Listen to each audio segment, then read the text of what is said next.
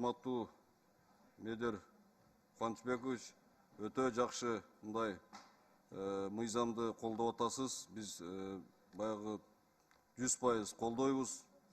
Чындыгында бул наркотик, казино бул мындай варианттарына тез мындай алмаштырып турат да. Бул жерди тыйсаң, ал жерден чыгат, ал жерди тыйсаң, бул жерден тыят. Ошондуктан тарбиялоо иштерин дагы эметиш керек да. Ушу мына мектептерде, институттарда, ана мына ислам дини дагы иманга чакыруудагы өтө мындай жакшы жардамын берет.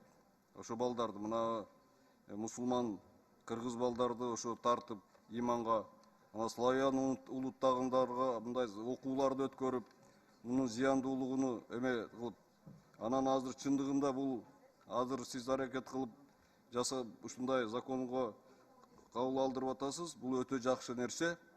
Бирок бул өтө мындай караганда наркотик менен казиного бул өтө мындай жеңил. Буну менен эле токтолуп кетпейт.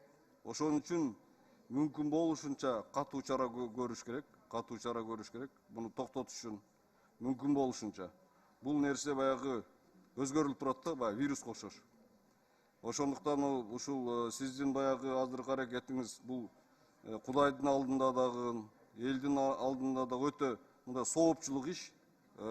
Ниетиңиз, Алла Таала ошо сиздин ниетиңизге эле канча мындай чоң соопторду ыйгарып атат буйруса. Эми ушуну дагы сиздин акылыңыз жетет. Ушуну башкача түрлөрүн дагы тарбиялоо жанагындайларды да карасаңыздар. Мен билбейм, наркотик менен жана казинонун мында токтотот деген менин акылым жетпейт. Бирок ушул аракет кылыш керек. Болбосо келечегинде баягы биздин жаштардын акыбалы мына Кыргызстан үчүн өтө чоң мындай зыян болот. Өтө чоң трагедия дегендей да. Рахмат сизге.